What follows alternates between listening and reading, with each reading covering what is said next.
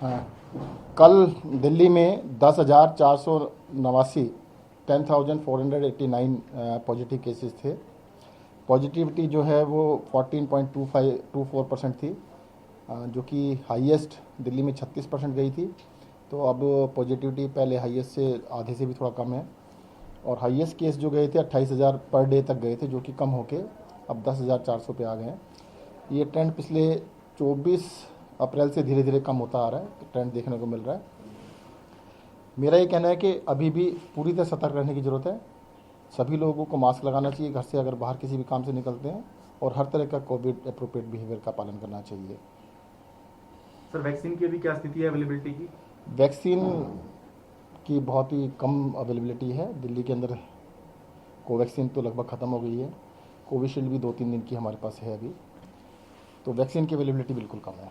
अच्छा सर, ये कोवैक्सीन अगर खत्म हो गई, जो सेंटर सिर्फ कोवैक्सीन के लिए, क्या वहाँ पे कोविशील्ड नहीं दी जा सकती है? उसमें क्या टेक्निकल कुछ देखिएगा, जो सेंटर बनाए जाते हैं मिक्स नहीं किया जा सकता।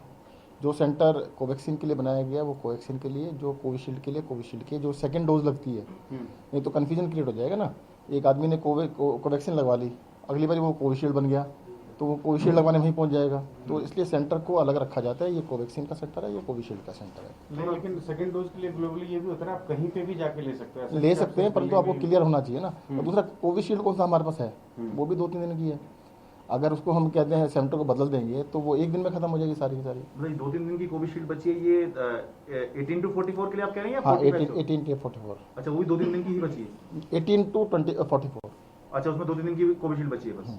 सर, जो केंद्र सरकार ने गाइडलाइन जारी की है कोविन ऐप को लेकर कि अब 84 दिन का लगभग डिफरेंस होगा, क्या दिल्ली ने भी ये ऑर्डर कर दिए हैं? ये कल शाम को ही उन्होंने बताया, मीडिया के थ्रू ही पता लगा कि अभी उन्होंने जो सेकंड डोज का पहले 4 हफ्ते का कहा गया था, फिर 6 से 8 हफ्ते कहा गया है, अब 12 से 16 हफ्ते कहा गया है। तो जैसे कहा है तो उसके हिसाब से पालन करेंगे। तो थोड़ा सा ये समझा दीजिए, जो वैक्सीन के ग्लोबल टेंडर की बात की जा रही है, तो आपके शब्दों में या आपकी समझ के हिसाब से ये ग्लोबल टेंडर है क्या, क्या प्रोसेस है, और इसमें कौन सी वैक्सीन आ जाएंगी देश के अंदर अगर हो जाता है तो? देखिएगा, अभी देश के अंदर 3 ही वैक्सीन है जो कि अलाउड है, कोविशील्ड, कोवैक्सीन और स्पुतनिक। ग्लोबल टेंडर कर लीजिएगा, ये 3 ही अभी आ सकती हैं जब तक कि बाकी लोगों को परमिशन नहीं मिल जाती है। और मैंने कल भी कहा था, फिर से कहना चाहता हूँ, देश एक है। अगर दिल्ली, हरियाणा, पंजाब, तमिलनाडु, केरल, उत्तर प्रदेश, देश के सभी राज्य अलग अलग ग्लोबल टेंडर करेंगे, वैक्सीन बनाने वाली तो वही कंपनियां हैं। किसी को कोई रेट देगी, किसी को कोई रेट देगी, आपस में हम लड़ेंगे, कहेंगे हमें दे दो, उनको मत दो, हम थोड़ा सा रेट ज़्यादा दे देते हैं। तो ये मतलब बड़ा अजीब सी सिचुएशन है, देश के लिए बड़ा दुर्भाग्यपूर्ण भी कह सकते हैं। तो केंद्र सरकार है, आपको एक छोटा सा एग्जाम्पल दूंगा मैं। हिंदुस्तान के बाहर जाइएगा, किसी भी देश में एक ही एम्बेसी होती है, वो केंद्र सरकार की होती है, भारत सरकार की होती है। तो ग्लोबल टेंडर अगर करने की आवश्यकता भी है तो केंद्र सरकार को कर लेना चाहिए सबकी व्याप्ति के ऊपर। और दूसरी बात यह है कि ग्लोबल टेंडर की मुझे लगता है इस देश में, देश के अंदर सबसे ज़्यादा वैक्सीन मैन्युफैक्चरिंग कैपेसिटी दुनिया में देश के पास, हिंदुस्तान के पास है। हमारे देश में मेरी नॉलेज में ही कम से कम 30 कंपनियाँ हैं जो मैन्युफैक्चरिंग करती है वैक्सीन। वैक्सीन बनाने के लिए सबसे इम्पॉर्टेंट होता है वैक्सीन का फॉर्मूला, जो नो हाउ होता है। जो कोवैक्सीन का है वो तो केंद्र सरकार उसकी वो है, पार्टनर है बनाने के अंदर, तो केंद्र सरकार का ही ऑनरशिप है उसके अंदर, वो तो सबके साथ शेयर कर सकती है। और देश के अंदर इतनी ज़्यादा संख्या के अंदर वैक्सीन बनाई जा सकती है कि जिसकी कोई दिक्कत नहीं होगी। आप वैसे भी सोचो, देखो 6.5 करोड़ वैक्सीन पहले विदेशों में भेजी गई, अब कह रहे विदेशों से खरीदो, बड़ी अजीब सी बात है यार। केंद्र सरकार हमें कह रही है कि हमने तो अपनी बाहर भेज दी, अब आप ग्लोबल टेंडर करो और उसको खरीदो, वापस दूसरी कंपनियों से खरीदो। थोड़ा अजीब सी चीज़ है। मुझे लगता है कि जो भी हमने कहा है, देखो मैं आपको एक चीज़ बता देता हूँ, हमने जब कहा कि 60 साल से नीचे वालों को अलाउड होना चाहिए, तब दूसरी पार्टी वालों ने बहुत शोर मचाया, इनको कुछ नहीं पता, ये नहीं है। फिर कुछ दिनों बाद कर दिया। फिर हमने कहा 18 साल से ऊपर सबको करना चाहिए, मुख्यमंत्री जी ने कहा, तब उन्होंने बहुत शोर मचाया, इनको कुछ नहीं पता है, क्या करते हैं, ऐसे कैसे हो सकता है। कुछ दिनों बाद कर दिया। अब हमने ये भी कहा है कि वैक्सीन बनाना सबको अलाउ करना चाहिए, उसका कहते हैं कोई सीक्रेट नहीं रखना चाहिए। तो मुझे लगता है कुछ दिनों में ये भी अलाउ कर देंगे। और वैसे भी मैं एक चीज़ बताना चाहता हूँ, जो हिंदुस्तान के अंदर 2 वैक्सीन कंपनीज है, उनको अननेसेसरी प्रॉफिट कमाने का मौका दिया जा रहा है। 150 रुपये की जो वैक्सीन कोविशील्ड केंद्र सरकार को दी जाती है, उनकी कंपनी ने कहा है, खुद कहा है कि उसमें प्रॉफिट है, और बैलेंस शीट में तो 40% प्रॉफिट नज़र आ रहा है। अगर 150 रुपये में भी 40% का प्रॉफिट है, मगर 40 का नहीं 10 रुपये का प्रॉफिट है, कुछ तो प्रॉफिट है ना। तो 300 रुपये में तो 160 हो गया, और जब प्राइवेट को दे रहे हैं वो लोग 400 रुपये में 260 हो गया। तो इन्हें एक एक कंपनी को अगर 100 करोड़ डोज ली जाएं तो लगभग 16,000 करोड़ का नेट प्रॉफिट बनता है। दुनिया के अंदर इतना बड़ा नेट प्रॉफिट करने वाली कंपनियां रेयर होंगी, बट छोटी छोटी कंपनियों को इतना बड़ा प्रॉफिट, विंडफॉल प्रॉफिट दिया जा रहा है देश की जनता के उसके ऊपर। मैं फिर से कहना चाहूँगा कि सभी वैक्सीन का रेट केंद्र सरकार को नियत करना चाहिए और 150 रुपये से ऊपर नहीं होनी चाहिए, और कम हो सकते तो कम करना चाहिए। सर 45 प्लस वाले लोगों के लिए स्कूल, सरकारी स्कूल में वैक्सीन लगने की बात है, तो ये कब से फैसला तो ले लिया गया है, कब से? जल्दी कर देंगे। देखो हो क्या रहा है कि बहुत सारे लोग ना हॉस्पिटल में या डिस्पेंसरी में जाना नहीं चाह रहे, उनको डर लगता है। मेरी बहुत लोगों से बात हुई है, वो ये कहते हैं भाई हम तो उम्र ज़्यादा है, वहाँ जाएंगे तो कोई भी इन्फेक्टेड आ जाएगा, उससे हो जाएगा।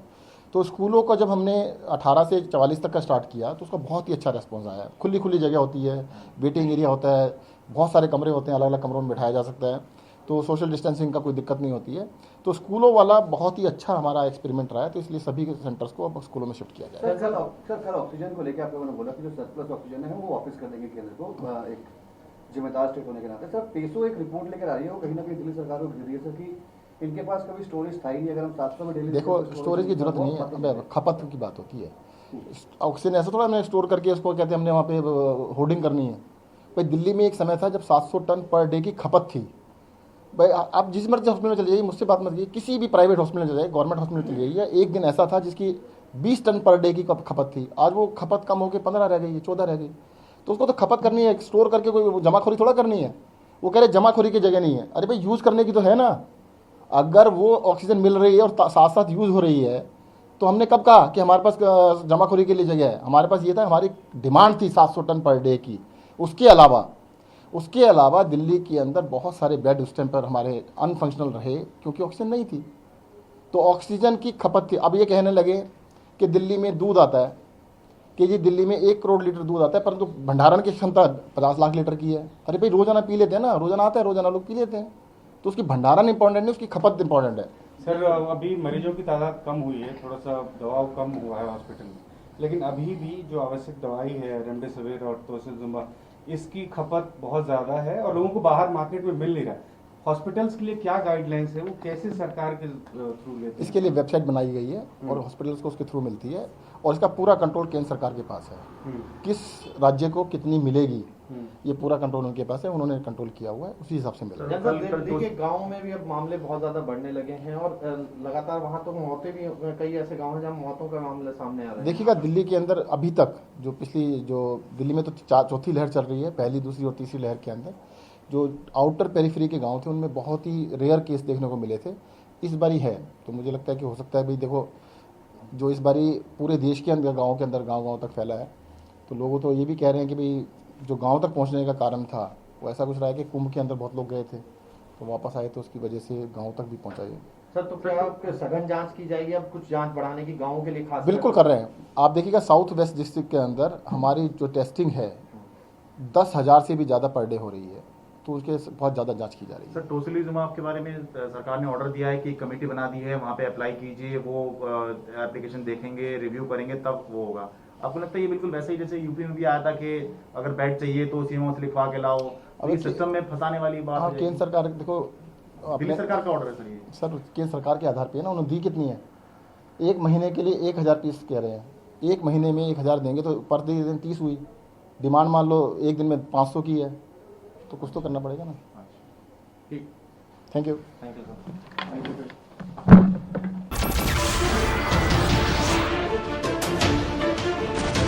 नमस्कार, मैं हूं मानक गुप्ता।